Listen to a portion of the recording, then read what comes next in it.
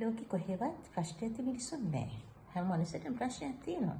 මොයි ලෝකෙ ඉපදුන හැම ජීවියෙකුටම ප්‍රශ්න තියෙනවා. හැබැයි ප්‍රශ්න හැමෙදී ඒකට පුහුණ දෙන්න බෑ කියලා තමයි ජීවිතේ තුර කර ගන්නවා නම් මේ මනුෂ්‍යත්වයෙන් ඇති පළකුත් නැහැ.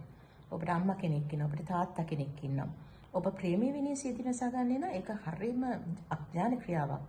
ඔබ ඒ මොහොත මගහැරලා තපයක් දෙකක් තුනක් ඉඳලා දවසක් සතියක් ඉඳලා බැලුවොත් ඔබටම තේරෙයි ඔබ ඒ තීන්දුව නොගැනීම කොච්චර හොඳද කියලා. මොකද හුඟක් වෙලාවට සිතිනසා ගන්න උත්සාහ කරන තවත් කෙනෙක් රිදවන්නේනේ. මං ගියා ඔන්න මම කරපු දේ. ඔයාට මන් නැතුව බලන්නකෝ කියන හැඟීමක් නේ ඔබ දෙන්නේ. ඒක හරි මෝඩකමක්. ඔබ එහෙම දෙයක් කළා මේ ලෝකෙන් ගියාට පස්සේ ඔබට බලන්න පුළුවන් නම් ඔබ විශ්වාස කරපු ඔබ ආදරය කරපු මේ පුද්ගලයා තවත් කෙනෙක්ට කොයිතරම් සතුටින් ඉන්නවද කියලා. ඔබ මිය ගිය ඔබ පශ්චාත්තාපයටපත් වෙයි දෙයියනේ මම මොකද කරේ කියලා. ඒ නිසා එවැනි අඥාන ක්‍රියාව නම් කරන්න එපා. ඔබ කල යුත්තේ හොඳම දේ. ඔබ ආදරය වෙනුවෙන් එවැනි දෙයක් කරන්නේ නම් ඔබ ඔක්කොම අලුගසා නැගී සිට ඔබ තමාගේ ජීවිතය අතිශය සාර්ථක කර ඔබට පෙන්වන්න පුළුවන් නම් අන්න එයයි ජීවිතය කියලා කියන්නේ.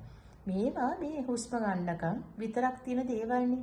ඒත් එක්ක ඔට්ටු සෙල්ලම් කරලා තමාගේ ජීවිතේ වන්දි ගෙවන්නේ මොන අඥාන ක්‍රියාවක්ද?